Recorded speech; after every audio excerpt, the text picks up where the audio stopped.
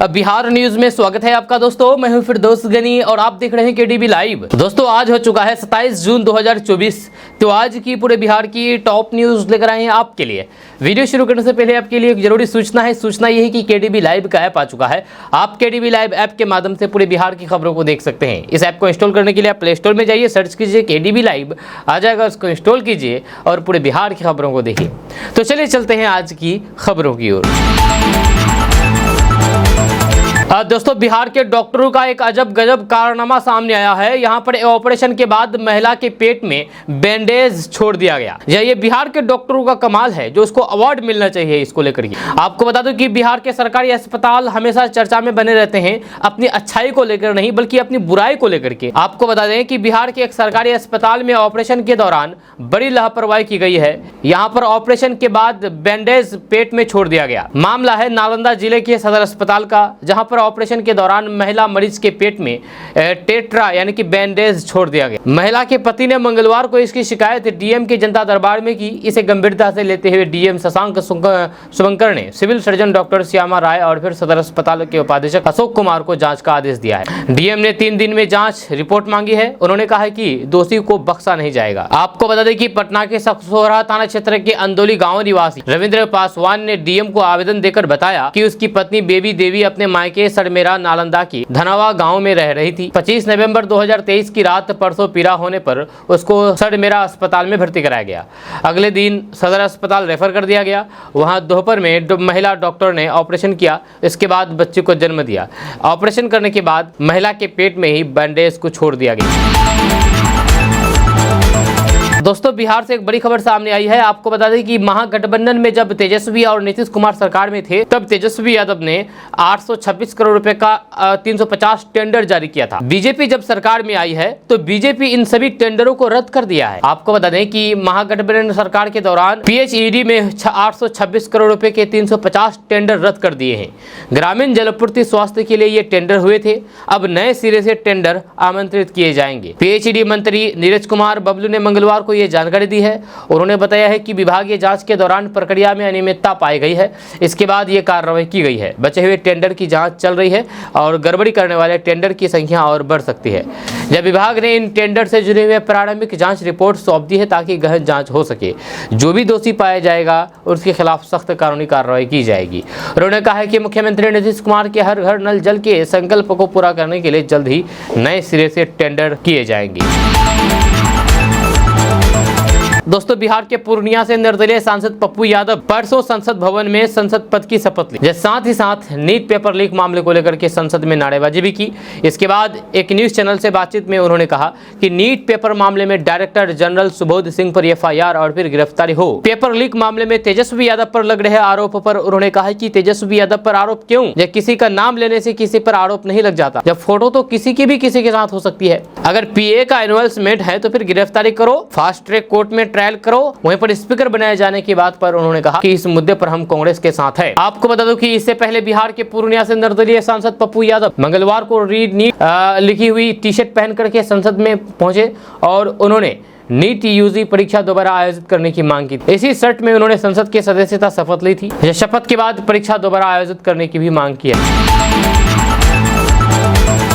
दोस्तों राहुल गांधी लोकसभा में नेता प्रतिपक्ष बनाए गए हैं। जो आपको बता दें कि 20 साल के पॉलिटिकल कैरियर में पहली बार राहुल गांधी ये जिम्मेदारी संभालने जा रहे हैं। जी हाँ, इंडिया गठबंधन के सभी घटक दलों से विचार विमर्श करने के बाद राहुल गांधी को नेता प्रतिपक्ष बनाया गया है। नेता प्रतिपक्ष बनते ही राहुल गांधी के बदले बदले अंदाज नजर आने लगे, जब वे काफी कॉन्फिडेंस नजर आ रहे थे। जब उनके हाव भाव किसी बड़ी कहानी की ओर इशारा कर रहे हैं। जब लोकसभा में नेता प्रतिपक्ष बनाए जाने के ऐलान के बाद राहुल गांधी की 2 तस्वीरें सामने आई है। दोनों तस्वीरों में राहुल गांधी एक अलग ही रंग में दिखाई दे रहे हैं। जब उनके चेहरे पर नेता प्रतिपक्ष बनाए जाने की खुशी और चमक साफ देखी जा सकती है। दरअसल कांग्रेस चीफ मल्लिकार्जुन खड़गे के घर मंगलवार को इंडिया अलायंस की बैठक हुई। इस बैठक में इंडिया अलायंस यानी कि इंडिया गठबंधन घटक दलों के सभी नेता मौजूद थे। बैठक में सभी एक मत पर पहुंचे कि राहुल गांधी को ही नेता प्रतिपक्ष बनाया जाए। दरअसल कांग्रेस चीफ मल्लिकार्जुन खड़गे के घर पर मंगलवार को इंडिया गठबंधन की बैठक हुई। इस बैठक में इंडिया अलायंस यानी कि इंडिया गठबंधन के घटक दलों के सभी नेता मौजूद थे। इस बैठक में नेता प्रतिपक्ष को लेकर के चर्चा हुई। जब बैठक में सभी एक मत पर पहुंचे कि राहुल गांधी को ही नेता प्रतिपक्ष बनाया जाए। जब बैठक में राहुल गांधी को लोकसभा में नेता प्रतिपक्ष पद की जिम्मेदारी दिए जाने को लेकर के प्रोटेम स्पीकर को पत्र लिखा गया। जैसे ही इंडिया अलायंस की बैठक में यह ऐलान हुआ कि राहुल गांधी ही नेता प्रतिपक्ष होंगे तो रायबरेली के सांसद का चेहरा खिल उठा है। जी हाँ, मल्लिकार्जुन खड़गे के घर पर आई इस तस्वीरों में देखा जा सकता है कि कैसे राहुल गांधी इस पद पाकर के खुश हैं। हालांकि ऐलान से पहले राहुल गांधी बैठक में चुपचाप और शांत भाव में सबको सुनते दिखे। लोकसभा स्पीकर के पद पर ओम बिरला चुने गए हैं। आपको बता दें कि बीजेपी के नेतृत्व वाले एनडीए के उम्मीदवार ओम बिरला ने कांग्रेस के सुरेश को बुधवार को चुनाव में हरा दिया। लोकसभा स्पीकर के चुनाव में उतरने की विपक्षी गठबंधन इंडिया ने अंतिम समय में तब फैसला लिया जब बीजेपी के वरिष्ठ नेताओं ने इस पूर्व शर्त को नहीं माना कि एनडीए के उम्मीदवार बिरला का समर्थन करने के एवज में गठबंधन इंडिया को डिप्टी स्पीकर का पद दिया जाना चाहिए। बिहार में मानसून की बेरुखी अब किसानों की मुश्किलें बढ़ा रही है। यह आसार महीना चल रहा है लेकिन किसानों को अब भी झमाझम बारिश का इंतजार। थोड़ी बहुत बारिश जरूर हुई है लेकिन वे खेती की गतिविधियों को शुरू करने के लिए नाकाफी है। यह किसान अब तक धान के बिचड़े खेतों में नहीं डाल पाए हैं क्योंकि बारिश नहीं हुई है, जिससे धान की खेती के पिछड़ने की संभावना काफी ज्यादा बढ़ जाती है। इस साल के कृषि विभाग ने 36.56 लाख हेक्टेयर में धान की खेती का लक्ष्य रखा है। बताया जाता है कि अभी तक 40 से 45% ही बिचड़े खेतों में गिराए गए हैं। ऐसी स्थिति में कृषि विभाग ने भी तैयारी शुरू कर दी है। कृषि वैज्ञानिकों का मानना है कि अब तक बिचड़े खेतों में पड़ जाने चाहिए थे। राजेंद्र प्रसाद कृषि विश्वविद्यालय के वैज्ञानिकों का कहना है कि लंबे समय की प्रजाति को देर में डालने वाले किसानों के लिए रबी तक पहुंच कम हो जाएगी। लंबी अवधि का बिचड़ा अब तक खेतों में पड़ जाना चाहिए था। हालांकि शॉर्ट टर्म वाले प्रभेद के लिए अभी 1 सप्ताह का टाइम और बाकी है। दोस्तों, खबर बिहार के मोतिहारी से सामने आई है। आपको बता दूं कि बिहार के मोतिहारी में एक लोक सेवा आयोग की परीक्षा पास शिक्षक बनी महिला ने अपने ही स्कूल के प्रभारी प्रधान शिक्षक पर बड़ा आरोप लगाया है। यह शिक्षिका ने थाने में आवेदन देकर के न्याय की गुहार लगाई है। उन्होंने कहा है कि मेरे विद्यालय का प्रभारी प्रधान मुझ पर बुरी नजर रखते हैं। वे ऑफिस बुलाते हैं, गंदा काम करने के लिए कोशिश करते हैं। विरोध करने पर वे अपने साथियों के साथ मिलकर के जान से मार देने की धमकी देते हैं। इतना ही नहीं, मामला तुल पकड़ने लगा तो प्रभारी प्रधानाध्यापक ने मुझ पर ही पंचायत बैठा दिया। शिक्षिका ने पुलिस से न्याय की गुहार लगाई। आपको बता दें कि शिक्षिका ने पत्रकारों से बातचीत करते हुए कहा कि पहली बार जब वे स्थानीय थाना में आवेदन देकर के पहुंची तो फिर पुलिस ने आवेदन नहीं लिया। वे थक हार करके डीएम के दरबार में पहुंची और न्याय की गुहार लगाई।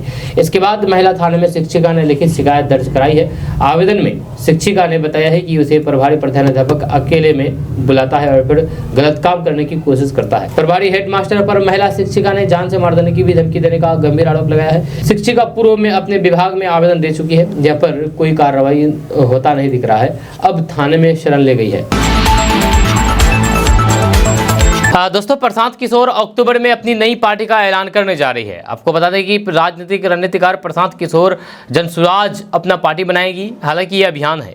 आपको बता दें कि वहीं पर पार्टी के ऐलान से पहले ही वे पूरी तरीके से खुद को तैयार करने में लगे हुए हैं। जब पार्टी के नियम, संगठन, उद्देश्य और फिर सिंबल से लेकर के हर चीज की तैयारी तेज कर दी गई है। अपनी पार्टी को दूसरी पार्टी से अलग दिखाने के लिए उन्होंने 6 दिग्गजों की टीम बनाई है। इस टीम में पूर्व आईएएस से लेकर के पूर्व आईपीएस अधिकारी को शामिल किया गया है, जो कि पार्टी के संविधान का ड्राफ्ट लिखने में मदद करेंगे। जब प्रशांत किशोर ने इस बार महागठबंधन और फिर एनडीए के दलों को खुली चुनौती दी है और फिर सीटें जीतने का दावा किया है। प्रशांत किशोर ने 6 दिग्गजों की टीम बनाई है। वो कौन कौन 6 दिग्गज हैं हम आपको भी बता रहे हैं। प्रशांत किशोर ने अरविंद कुमार सिंह, जो कि पूर्व आईएएस अधिकारी हैं, राकेश मिश्रा, जो कि पूर्व आईपीएस अधिकारी, ललन जी, पूर्व आईएएस अधिकारी, रामविलास पासवान, पूर्व आईएएस अधिकारी, अजय कुमार द्विवेदी, पूर्व आईएएस अधिकारी, सुरेश कुमार वर्मा, पूर्व आईएएस अफसर। जब प्रशांत किशोर ने जब महागठबंधन को लेकर के सवाल पूछे गए तो उन्होंने साफ साफ कर दिया है कि वे किसी भी तरह का गठबंधन नहीं बनाने जा रहे हैं। उन्होंने कहा है कि कोई भी पार्टी या फिर धर्म के लोग खरीद नहीं सकता है उसकी पार्टी को।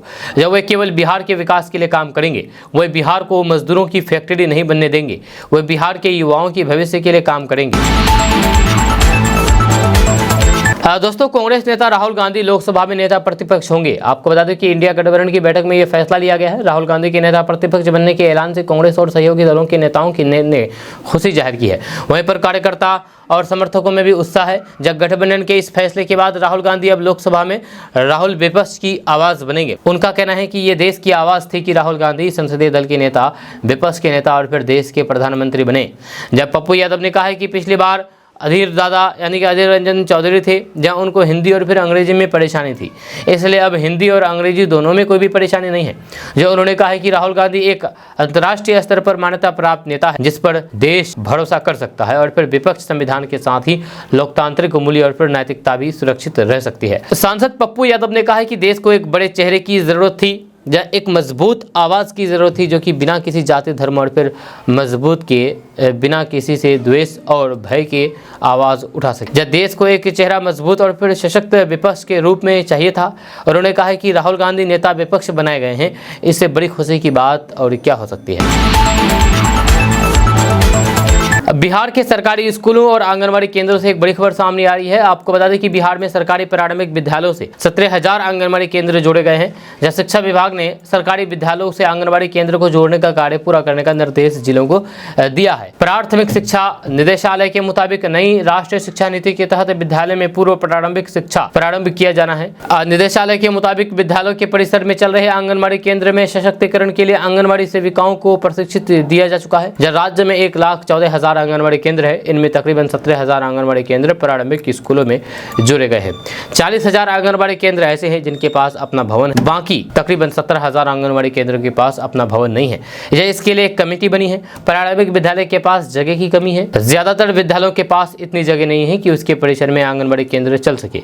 इसलिए किसी भी आंगनबाड़ी केंद्र के लिए कम से कम 2 कमरा और शौचालय चाहिए। इसमें एक कमरा बच्चों के लिए और एक कमरा किचन के लिए होता है। दोस्तों, बिहार के छपरा में बालू माफिया से सांठ-गांठ के आरोप में 7 पुलिसकर्मियों पर गाज गिरी है। जहां सारण एसपी कुमार आशीष ने बालू माफिया से गठजोड़ रखने के आरोप में भगवान बाजार थाने में तैनात दारोगा समेत 7 पुलिसकर्मियों को निलंबित कर दिया है। इस संबंध में आधिकारिक आदेश जारी कर दिया गया है।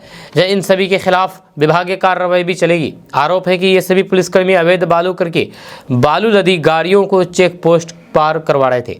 जब पुलिस पदाधिकारी और फिर अन्य जवानों का एक ऑडियो क्लिप भी वायरल हुआ था।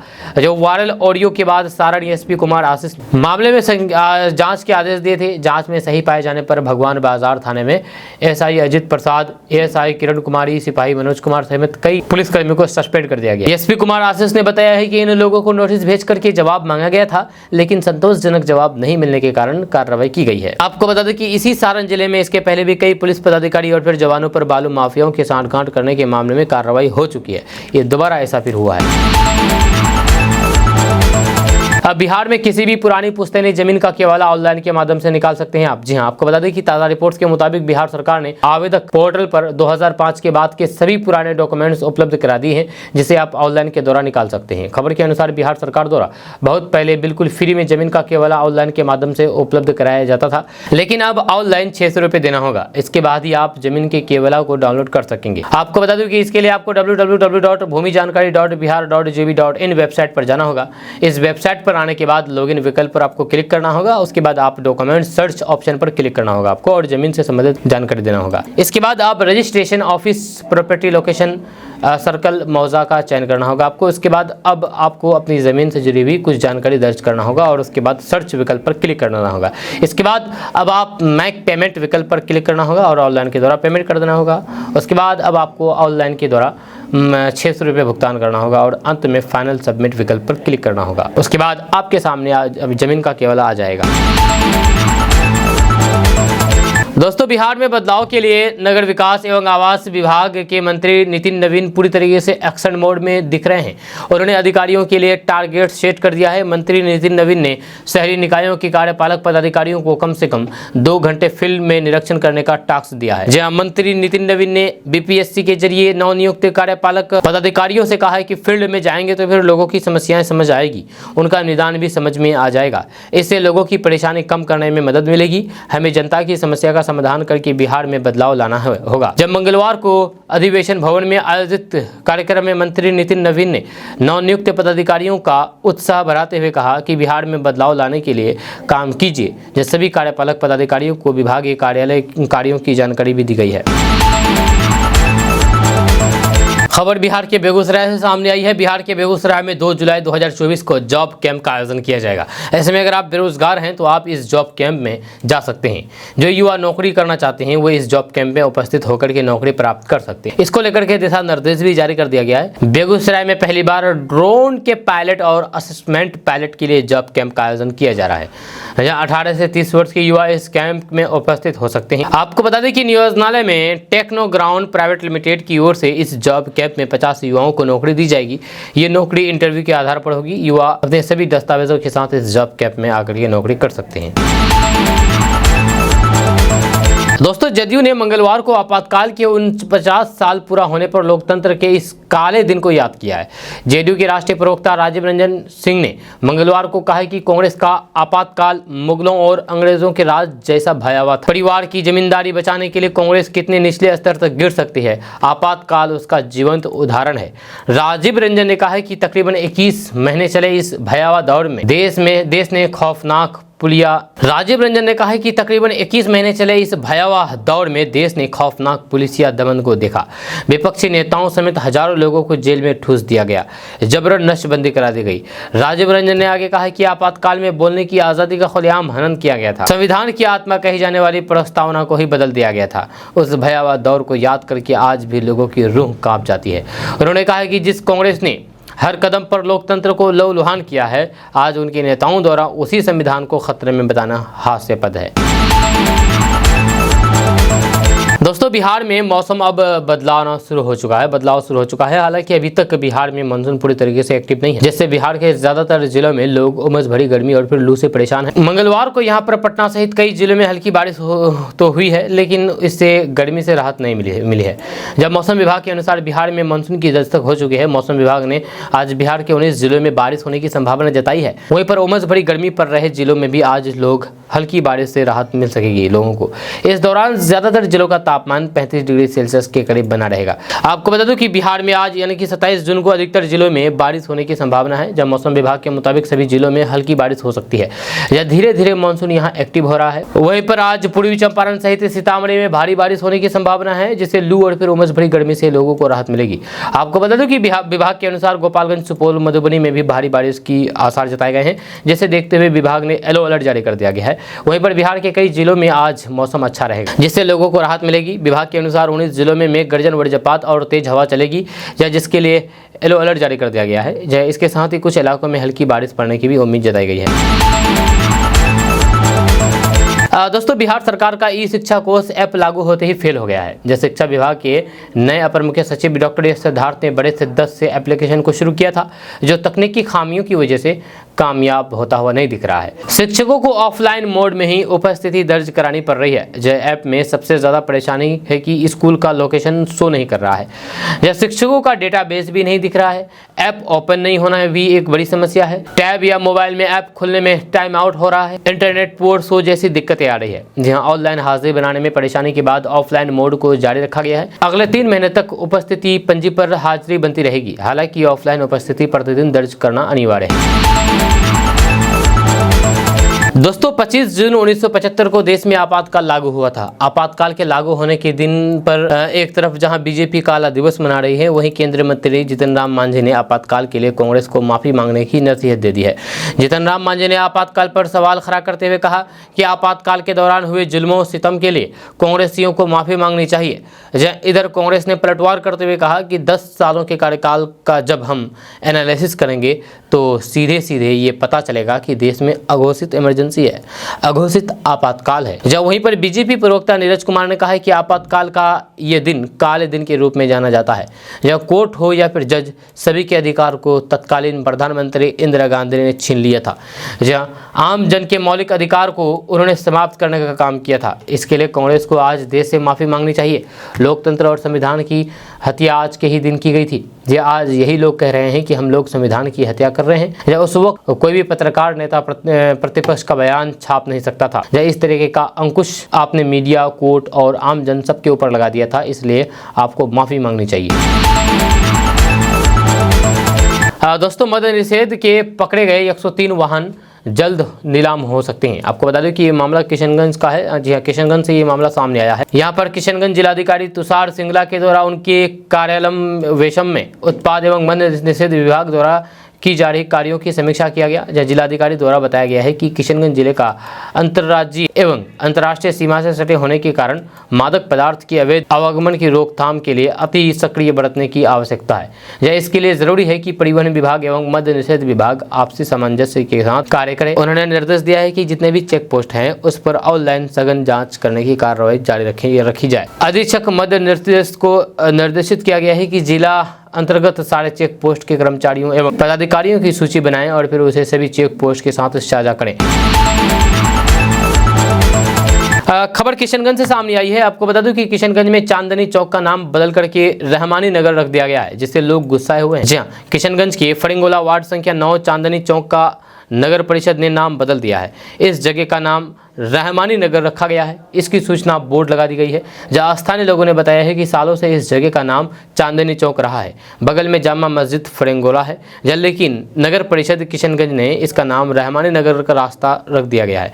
जब वहीं पर हाईवे से सटे फरिंगोला मोड़ है, जहां पर से फरिंगोला गाँव की शुरुआत होती है, इसे जिलानी नगर रास्ता कर दिया गया है। इसको लेकर के लोग नाराज हैं। लोगों का कहना है कि सालों से लोग इस जगह को चांदनी चौक के नाम से जानते हैं, लेकिन नगर परिषद ने मनमाने तरीके से साइन बोर्ड में रहमानी नगर रास्ता लिख दिया गया है। नगर परिषद के ऐसे काम को लेकर के काफी नाराजगी है। लोगों ने कहा कि ये नाम बदलने की प्रक्रिया किशनगंज में कब से शुरू हो गई है। इस बारे में वार्ड पार्षद फिरोज आलम ने बताया है कि चांदनी चौक का नाम चांदनी चौक ही है, बल्कि बगल के बस्ती गुल बस्ती का नाम बदल करके रहमानी नगर मार्ग रख दिया गया है। लेकिन जिस पर स्थानीय लोगों का कहना है कि चांदनी चौक पर दूसरे नाम का बोर्ड लगाना नगर परिषद के कर्मी की बदमाशी है। या अगर सुधार नहीं किया गया तो फिर उच्च स्तरीय अधिकारियों को शिकायत की जाएगी। खबर बिहार के गोपालगंज से सामने आई है। आपको बता दूं कि गोपालगंज के 11 शिक्षकों के सर्टिफिकेट में फर्जीवाड़े सामने आए हैं। ये सभी शिक्षक बिहार लोक सेवा आयोग की ओर से ली गई परीक्षा पास करके बहाल हुए थे। इससे शिक्षा विभाग में हरकंप मच गया है। इन सभी शिक्षकों को उनके मूल प्रमाण पत्र के साथ बुधवार को जिला शिक्षा कार्यालय में संदेह बुलाया गया था। प्रथम इन सभी शिक्षकों को उनके मूल प्रमाण पत्र के साथ बुधवार को जिला शिक्षा कार्यालय में बुलाया गया था। जब प्रथम दृष्टि से 11 शिक्षकों के प्रमाण पत्र संदिग्ध पाए गए हैं। डीपीओ स्थापना मोहम्मद जमालुद्दीन की ओर से इस फर्जीवाड़े को गंभीरता से लेते हुए संबंधित शिक्षकों के जवाब तलब करते हुए मूल प्रमाण पत्र के साथ 26 जून को सुबह 11 बजे तक कार्यालय में उपस्थित होने का आदेश दिया है। दोस्तों, बिहार में मानसून सीजन शुरू होते ही वज्रपात से लोगों की जान जाने का सिलसिला शुरू हो चुका है। बीते 24 घंटे के भीतर बिहार में ठनका गिरने से 27 लोगों की जान चली गई है। आपको बता दें कि जान जाने वालों में एक महिला और फिर एक बच्चा भी शामिल है। जहां खराब मौसम के दौरान वज्रपात की चपेट में आने से भागलपुर और फिर मुंगेर जिला में मंगलवार को 2 लोगों की जान चली गई। जब जमुई, पूर्वी चंपारण और पश्चिमी चंपारण जिले में एक शख्स की जान गई है। इससे पहले सोमवार को भी बिहार में ठनका गिरने से 5 लोगों की जान चली गई थी। आपको बता दें कि जानकारी के मुताबिक पूर्वी चंपारण जिले की चरगहा पंचायत स्थित परशुरामपुर में खेत से लौट रहे 10 साल का बच्चा अपनी मां के सामने ही ठनका गिरने की चपेट में आ गए। राजनीतिक रणनीतिकार और जनसुराज के सूत्रधार प्रशांत किशोर ने बिहार की राजनीति में जाति के महत्व पर कहा कि यहां जाति का उतना ही महत्व है जितना दूसरे राज्यों में है। उन्होंने कहा है कि कांग्रेस से लेकर के बीजेपी को कई चुनाव में बिहार से भर भर करके वोट मिले हैं। उन्होंने प्रधानमंत्री नरेंद्र मोदी का जिक्र करते हुए कहा कि यहाँ पर लोग उनके नाम पर वोट कर रहे हैं, लेकिन क्या उनकी जाति के लोग यहाँ पर रहते हैं। प्रशांत किशोर ने कहा है कि किसी व्यक्ति, घटना या फिर नैरेटिव से समाज में लहर बनती है जिसकी वजह से वोट पड़ते हैं। अगर कोई ये कहता है कि इसलिए हार गए क्योंकि जाति की वोट दूसरे को पड़ गए तो फिर ये गलत। इसकी जगह यह है कि समाज में उनका पात्रता नहीं बनी है। प्रशांत किशोर ने उस सवाल पर भी जवाब दिया है जिसमें पूछा गया था कि वे तो ब्राह्मण है तो फिर बिहार की राजनीति में वे कहाँ से फिर बैठेंगे। तो इस पर प्रशांत किशोर ने कहा कि जो लोग बिहार को बढ़ते हुए देखना चाहते हैं वे ऐसे कहते हैं कि बिहार में तो फिर कुछ हो ही नहीं सकता है, वह सब जाति के ही है। मैं डिटेल में समझना चाहता हूँ। मैं हर जगह चुनाव करवाया हूँ, हर जगह चुनाव में इतनी ही महत्व है जितनी बिहार में है। जब आप चुनाव लड़ते हैं या फिर लड़ाते हैं तो फिर आपको सारे पहलुओं को देखना पड़ता है। उसमें जाति भी एक सच्चाई है। जाति को समझना और फिर जाति की राजनीति करना, ये 2 बातें हैं, आपको समझ होनी चाहिए।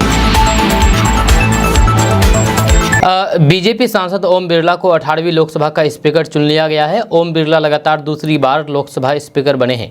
उन्हें ध्वनि मत से चुना गया जब पीएम मोदी और राहुल गांधी लोकसभा अध्यक्ष ओम बिरला को उनके आसन तक लेकर के गए। पीएम मोदी और राहुल गांधी के साथ ही वहां पर केंद्रीय मंत्री किरण रिजिजू भी थे। या इस दौरान एक खास तस्वीर भी आई है जिसने सबका ध्यान अपनी ओर खींचा। ये तस्वीर है पीएम मोदी और राहुल गांधी। ओम बिरला को जब स्पीकर चुना गया तो फिर पीएम मोदी और राहुल गांधी ने उनका स्वागत किया। राहुल गांधी लोकसभा में विपक्ष के नेता हैं। या ओम बिरला के स्वागत के समय पीएम मोदी और फिर राहुल गांधी गर्मजोशी से मिले। जब पीएम मोदी ओम बिरला की सीट पर उन्हें बधाई देने जा रहे थे तभी राहुल गांधी भी स्पीकर से उनसे मिलने गए। इसी दौरान पीएम मोदी और राहुल गांधी ने गर्मजोशी से हाथ मिलाया। प्रधानमंत्री ने राहुल गांधी को स्पीकर को उनके आसन तक ले जाने की भी बुलाया। ओम बिरला को ध्वनि मत से स्पीकर चुना गया जब उनके सामने INDI के उम्मीदवार के सुरेश थे। जब पीएम मोदी ने ओम बिरला के नाम का प्रस्ताव दिया था।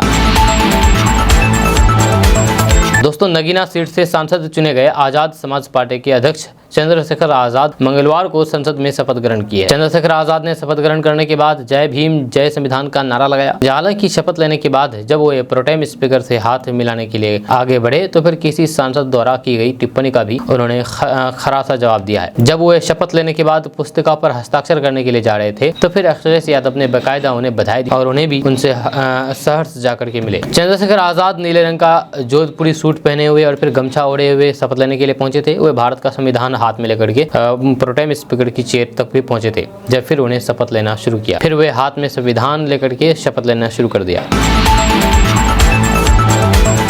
दोस्तों, दुनिया में कई ऐसी जगह है जो यूनिक वजह से चर्चा में आती रहती है। जब कुछ जगह अपने लोकेशन डिज़ाइन के कारण मशहूर हो जाते हैं तो फिर कुछ लोगों की वजह से।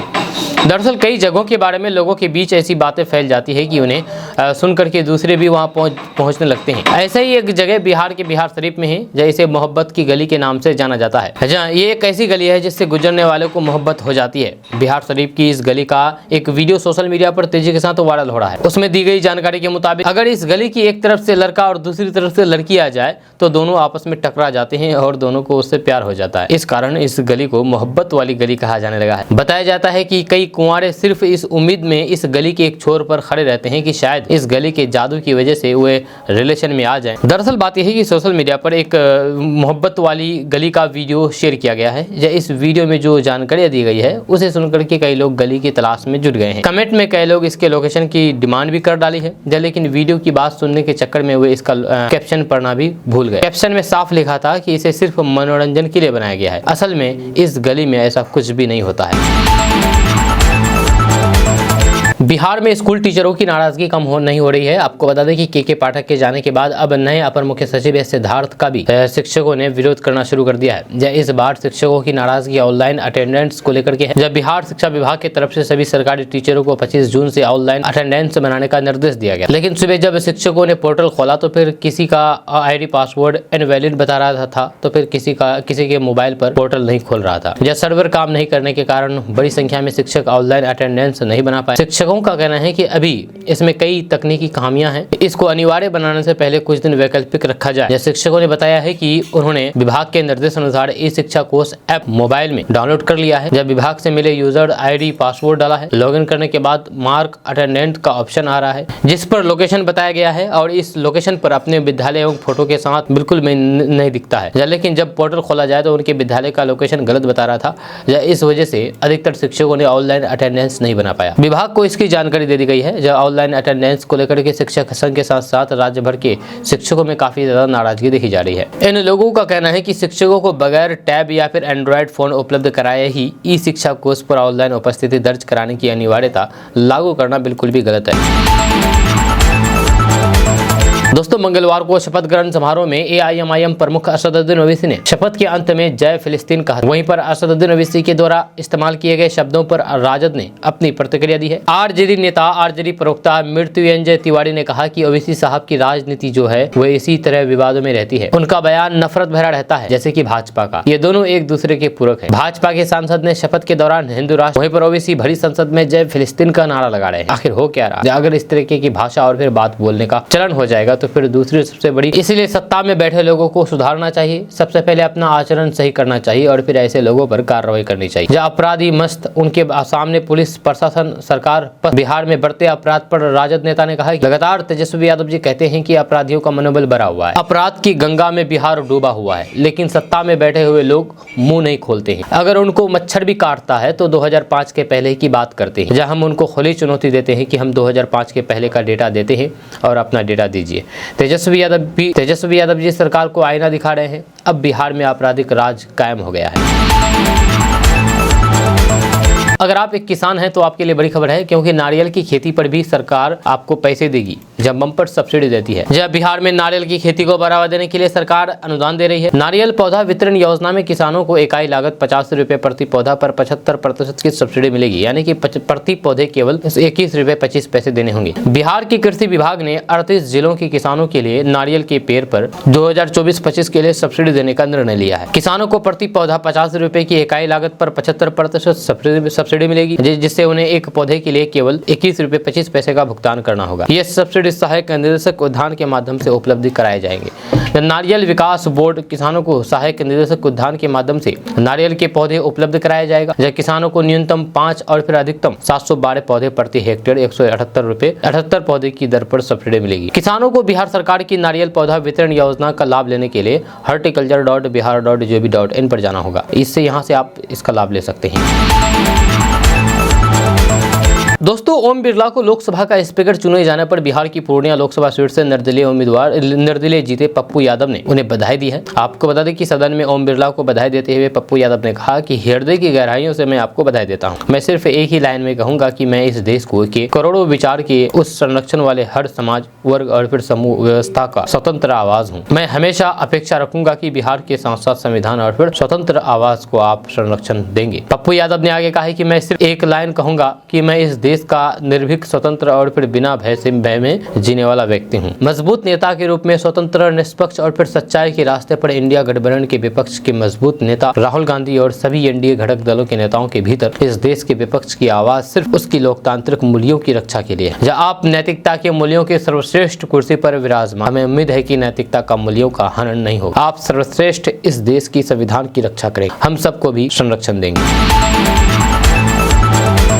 दोस्तों, बिहार में रेलवे स्टेशन पर आने वाले यात्रियों और फिर आम लोगों के स्वास्थ्य और फिर कल्याण को बढ़ावा और फिर सभी के लिए गुणवत्तापूर्ण दवाइयां और उपयोगी वस्तु उपलब्ध कराने के लिए सभी भारतीय रेलवे ने बिहार के 5 रेलवे स्टेशन समेत देश के 61 स्टेशनों पर जन औषधि केंद्र खोलने का निर्णय लिया, जिससे रेलवे स्टेशन पर सस्ते दामों पर दवाई मिलेंगी। आपको बता दें कि भारत सरकार के मिशन को बढ़ावा देने के लिए भारतीय रेलवे ने स्टेशन के सर्कुलेटिंग एरिया और कॉनकोरस में प्रधानमंत्री भारतीय जन औषधि केंद्र स्थापित करने के लिए एक नीति के अनुरूप 12 मार्च 2024 से 50 स्टेशनों पर प्रधानमंत्री जन औषधि केंद्र खोले हैं, जिसमें बिहार के 5 स्टेशन भी शामिल है। इन 50 केंद्र में पूर्व मध्य रेल में पटना जंक्शन, दरभंगा और फिर पंडित दीनदयाल उपाध्याय जंक्शन पर प्रधानमंत्री भारतीय औषधीय केंद्र कार्य कर रहा है। जो पूर्व मध्य रेलवे के CPRO सरस्वती चंद्र ने बताया है, इस पहल की सफलता और फिर लोगों के उत्साह को देखते हुए भारतीय रेलवे 61 अतिरिक्त स्टेशनों पर प्रधानमंत्री भारतीय जन औषधि केंद्र के स्टॉल खोलने का निर्णय लिया है। इनमें बिहार के आरा, हाजीपुर, समस्तीपुर, छपरा और भागलपुर स्टेशन शामिल, जहां प्रधानमंत्री भारतीय औषधि केंद्र खोले जाए। इन स्टेशनों पर प्रधानमंत्री भारतीय जन औषधि केंद्र के स्टॉल खोलने के इच्छुक व्यक्ति से